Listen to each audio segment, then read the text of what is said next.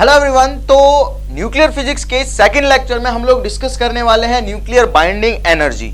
अब देखो ये क्या है, यहां से एक रिलेशन निकलेगा और आपको आइडिया हो जाएगा कि वर्ल्ड वॉर के टाइम पे जो इतना हैवी डिस्ट्रक्शन हुआ था वो किस वजह से हुआ था, मतलब कि कैसे साइंस ने इतना जल्दी प्रोग्रेस किया और डेवलप कर लिया न्यूक्लियर फिजिक्स की यूज लेके, या फिर न्यूक्लियर फिजिक्स का यूज करके इतनी हैवी एनर्जी को कैसे रिलीज कर सकते हैं। इसका बोल सकते हैं कि बेसिक डेवलप कर लिया उन्होंने कि कैसे ये पॉसिबल हो पाया। ठीक, अब न्यूक्लियर बाइंडिंग एनर्जी क्या होती है, देखो भाई उसके बारे में एक बार चर्चा कर लेते हैं कि अपन ने ये चीज देखी थी, हम ये चीज डिस्कस कर चुके हैं पिछले लेक्चर में कि कोई भी मान लो न्यूक्लियस है, ठीक है, बेसिक से बात करते हैं, इसके अंदर प्रोटॉन न्यूट्रॉन टाइटली पैक्ड होते हैं, ये मैंने बता दिया था आपको। ठीक है, अब वो डिपेंड करेगा इसका एटॉमिक नंबर क्या है, उतने प्रोटॉन होंगे इसमें, और A-Z कर दूंगा तो उतने नंबर ऑफ न्यूट्रॉन्स हो जाएंगे इसमें। ऐसा ही होता है, मतलब टाइटली पैक इसमें क्या होते हैं भाई, न्यूक्लियस के अंदर न्यूट्रॉन और प्रोटॉन होते हैं जिन्हें हम न्यूक्लियॉन्स कहते हैं। क्लियर ये बात। अब ये टाइटली पैक्ड न्यूट्रॉन और प्रोटॉन जो हैं ये किसी एनर्जी से ही तो बंधे होंगे, कोई फोर्स होगा जो इनको बहुत भयंकर तरीके से पैक करके रखा हुआ है। नहीं तो कोई जरूरी थोड़ी है कि कोई मास है बहुत छोटा, प्रोटॉन न्यूट्रॉन बहुत छोटे मास है, 10⁻27 किलोग्राम में घूमते हैं, मतलब इतना छोटा मास ऐसे एक दूसरे से इतना टाइटली पैक, इतना स्ट्रांगली बंधा हुआ है कि उसको तोड़ पाना ही मुश्किल है ऐसा। ठीक है, तो मतलब क्या है, मतलब ये है कि जिस एनर्जी से ये बंधे हुए हैं, देखो बाइंडिंग का मतलब ही क्या है, बंधे होना, लेकिन वो बाइंडिंग एनर्जी नहीं है, ये किसी एक स्ट्रांग एनर्जी से बंधे हुए हैं। इन बॉन्ड को तोड़ने के लिए इनको इंडिविजुअल अलग अलग न्यूक्लियॉन में बदलने के लिए जो एनर्जी दी जाती है उसे हम बोलते हैं बाइंडिंग एनर्जी।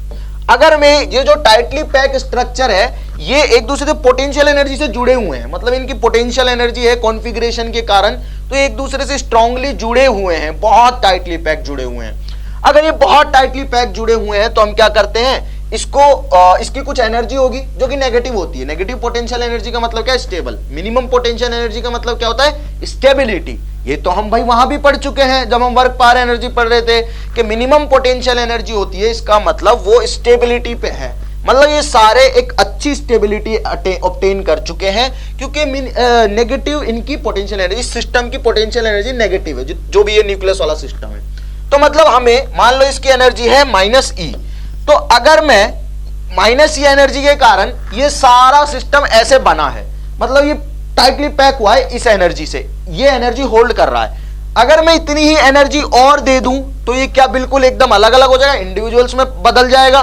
तो हाँ ये ऐसा ही होता है, तो ये इंडिविजुअल्स में ऐसे बदल जाता है, न्यूट्रॉन और प्रोटॉन ऐसे दूर दूर इंडिविजुअल्स में चेंज हो जाते हैं। क्लियर ये बात यहां तक। मतलब क्या है कि एक न्यूक्लियन में, एक न्यूक्लियस में जो न्यूक्लियॉन्स होते हैं वो टाइटली एक दूसरे के साथ चिपके होते हैं, उनको अलग करने के लिए जो एनर्जी हम देते हैं उसे बाइंडिंग एनर्जी कहते हैं। अब आती है इंपॉर्टेंट बात, और यहीं से मैं आइंस्टीन का मास एनर्जी रिलेशन को थोड़ा रिलेट करूंगा। राइट, देखो क्या है कि भाई बात कुछ ऐसी है, इसका जो मास है न्यूक्लियस का, ठीक है, वो मास हमेशा कम होगा इंडिविजुअल के मास को सम कर दूं इसके मास से।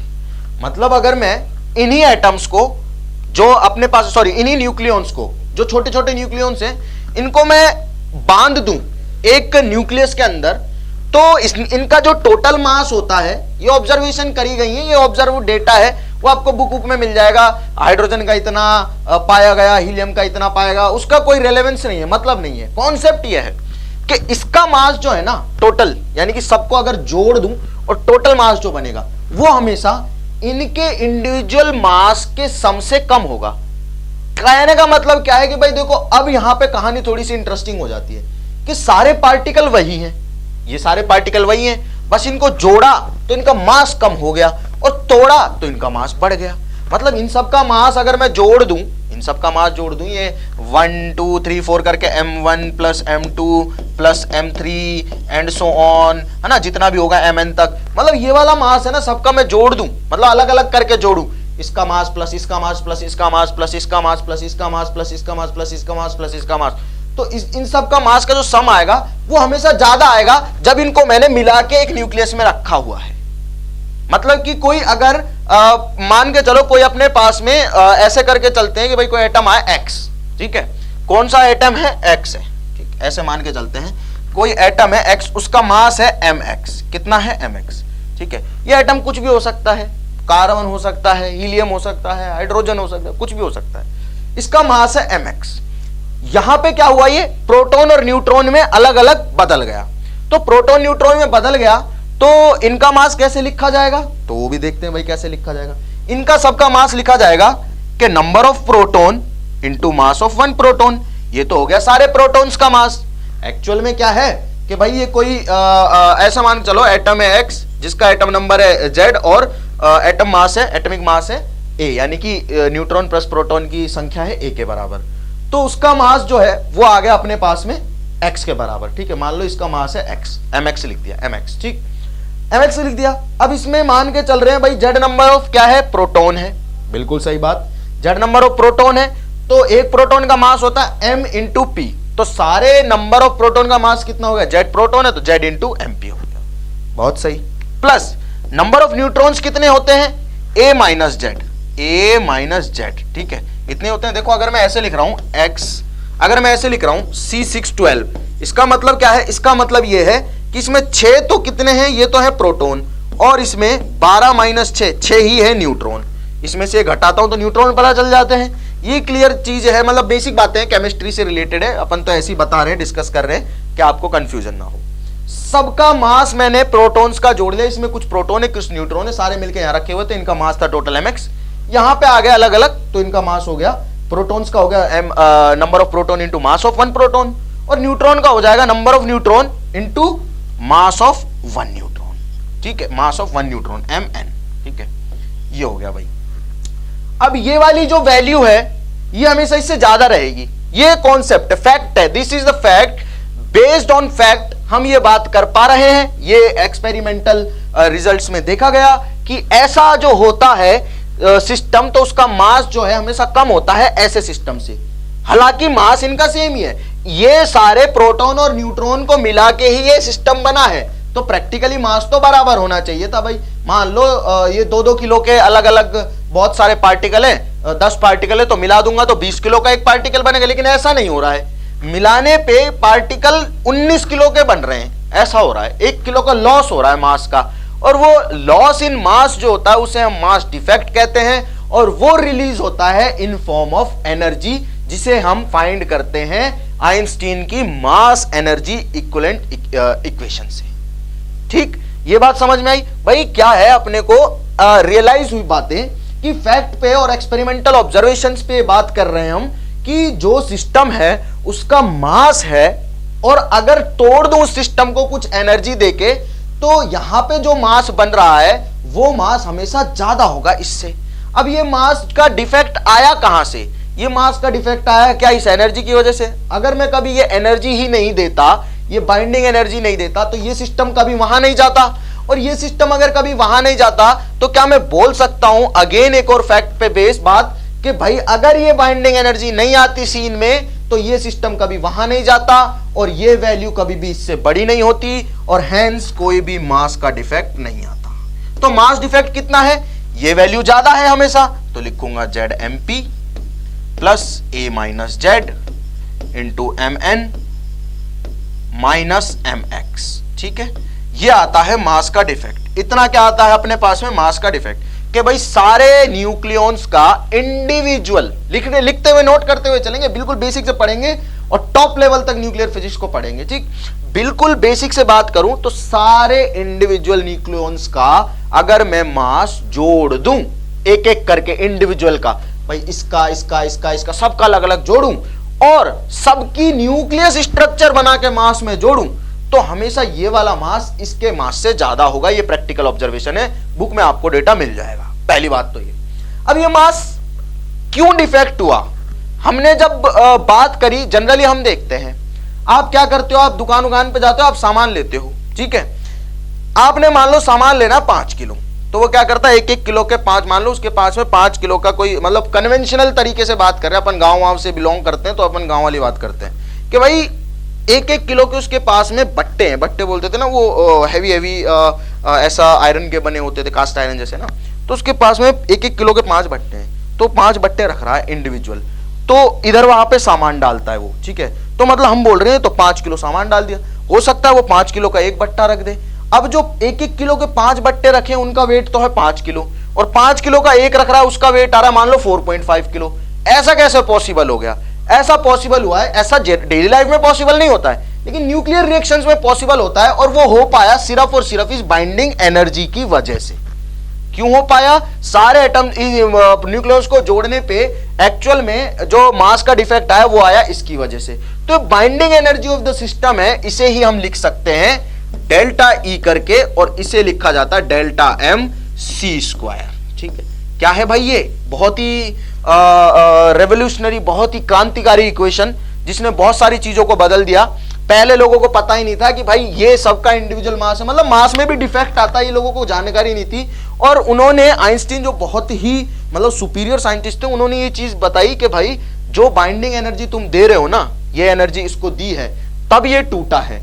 मतलब कि मास का जो डिफरेंस आया है एक्चुअल में इस एनर्जी की वजह से आया, और इस एनर्जी को हम बोल सकते हैं कि मास इक्विवेलेंट इक्वेशन। मतलब ये एनर्जी वो एनर्जी है जो मास के डिफेक्ट की वजह से आई है, और जिसे हम लिखते हैं delta is equals to delta M C square. तो बाइंडिंग एनर्जी को क्या लिखा जा सकता है भाई? बाइंडिंग एनर्जी को लिखा जा सकता है delta E is equals to delta M C square. यानी कि अगर मुझे पता चल गया कि मास डिफेक्ट कितना है, तो क्या मैं ये चीज निकाल सकता हूं कि भाई एनर्जी कितनी रिलीज हो रही होगी? एनर्जी तो रिलीज होगी। देखो यहां से हमने क्या किया, यहां से हमने बाइंडिंग एनर्जी दी, बाइंडिंग एनर्जी दी तो ये सिस्टम बना।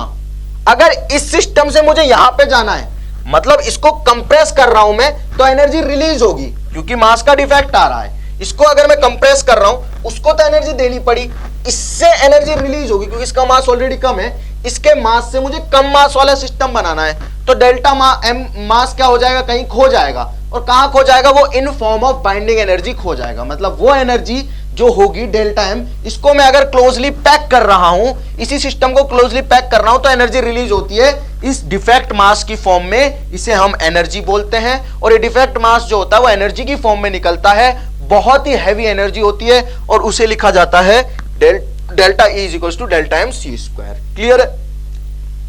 अब हम बात कर लेते हैं कि एक छोटा सा एग्जांपल कि एनर्जी है जो बराबर किसके होगी।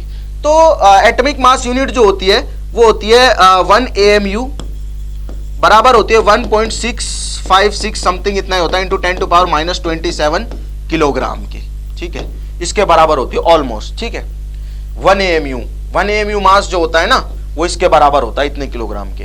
तो अगर मान के चलो कि जो न्यूट्रॉन और प्रोटॉन्स हैं इंडिविजुअल, उनका मास है ना, और जो उनको पैक किया उनका मास का डिफरेंस 1 AMU आ गया। मतलब कि इतना सा डिफरेंस आ जाए, 1.6 into 10 to power minus 27 kilogram, बस इतना सा डिफरेंस आ जाए मेरे को, जो सारे न्यूट्रॉन्स और प्रोटॉन्स हैं इंडिविजुअल उनका मास, और टाइटली पैक स्ट्रक्चर का मास। मतलब क्या है कि डिफेक्ट मास अगर इतना सा आ जाए, अगर इसकी वैल्यू में लेट से कि डिफेक्ट मास जो है ना डेल्टा एम, उसकी वैल्यू हो जाए 1.6 into 10 to power minus 27 kilogram, तो इससे एनर्जी कितनी रिलीज होगी? ये मास, अगर इस मास की वैल्यू इतनी होगी, मतलब मास के फॉर्म में तो एनर्जी रिलीज होगी, तो एनर्जी कितनी रिलीज होगी भाई? एनर्जी इतनी रिलीज होगी डेल्टा ई बराबर delta M into C square. यानी कि करके देख लो इसको भाई, 1.6 into 10 to power minus 27 into C square की वैल्यू क्या होती है? 3 इंटू 10 टू पावर 8। ठीक है, इसका कर दो स्क्वायर। ठीक है, तो इसका स्क्वायर कर देंगे तो हमें पता चल जाएगा भाई, यहां से वैल्यू आ जाएगी अपने पास में 931.5 इलेक्ट्रॉन वोल्ट। ठीक है, इलेक्ट्रॉन वोल्ट में आएगी, ये तो जूल में आएगा, इसको इलेक्ट्रॉन वोल्ट में कन्वर्ट कर लेंगे। ठीक है, तो डेल्टा ई आ जाएगा 931.5 इलेक्ट्रॉन वोल्ट। क्लियर है?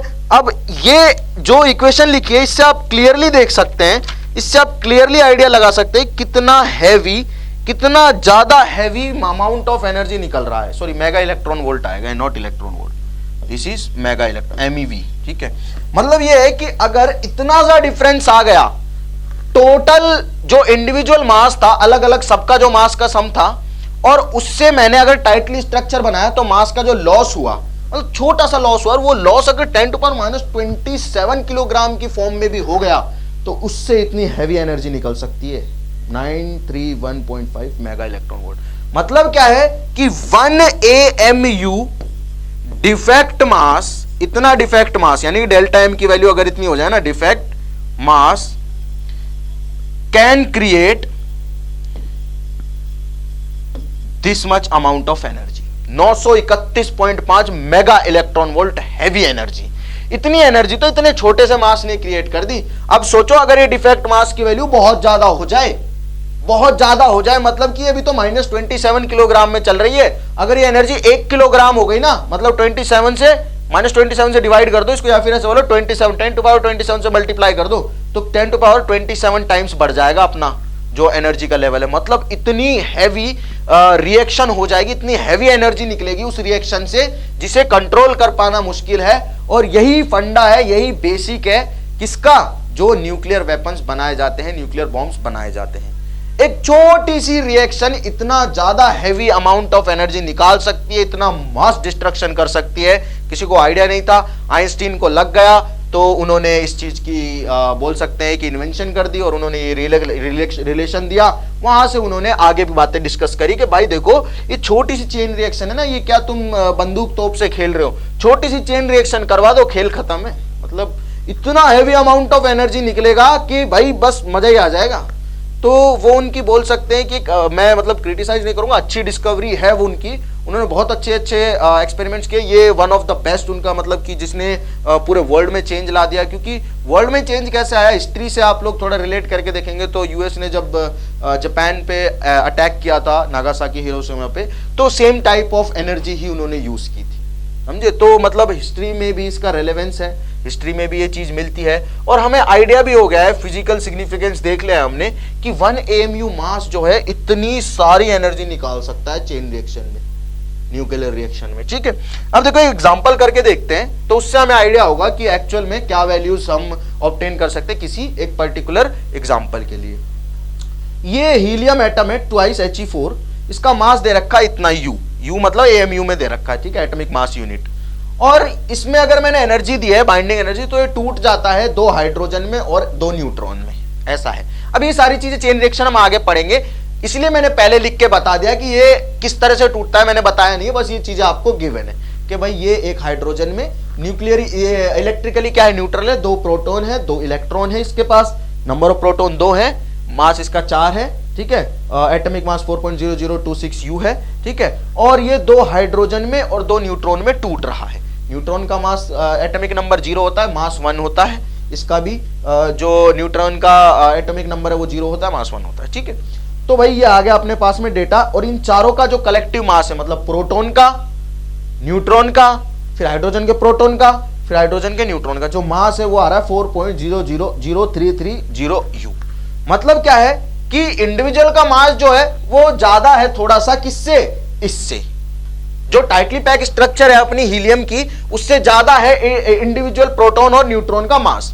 मतलब कि एटम जो बन रहा है उससे ज्यादा मास आ रहा है अपना ये। तो इसका मतलब क्या है भाई, इसका मतलब ये है कि जो डेल्टा एम है वो कितना आ जाएगा, 4.0330 माइनस इसका मास, यानी कि 4.0026, यही आ जाएगा भाई, यही आएगा कि नहीं आएगा। तो डेल्टा एम जो आ जाएगा अपने पास में वो आ जाएगा, यहां से कुछ ऐसे आ जाएगा 4, यहां से आ जाएगा 10 से 6 माइनस करेंगे 4, फिर ये आ जाएगा 0, फिर ये आ जाएगा 3, फिर ये 0.0, ठीक है, 0.0304 एटॉमिक मास यूनिट में। अब हमने जस्ट पिछली स्लाइड में देखा कि जो 1 AMU यूनिट है, 1 AMU 1 एटॉमिक मास यूनिट है, इतने मास से 931.5 mega electron volt energy generate होती है। तो भाई हमें पता है डेल्टा एम मास से कितनी होगी, मतलब इतने मास से कितनी होगी, 0.034 इंटू 931.5 मेगा इलेक्ट्रॉन वोल्ट, इतनी एनर्जी इससे जनरेट हो जाएगी। इसे हम बाइंडिंग एनर्जी भी बोलते हैं। क्लियर है?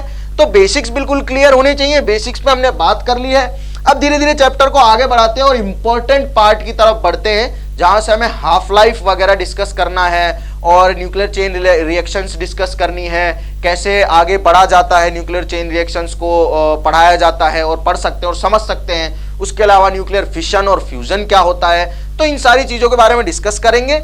तो देखते रहिए डाउटनेट के videos, crash course. I hope आप लोगों को अच्छा लग रहा है। अगर ये वीडियो अच्छा लगा तो प्लीज लाइक जरूर करें और शेयर करें अपने दोस्तों के साथ में। Thank you.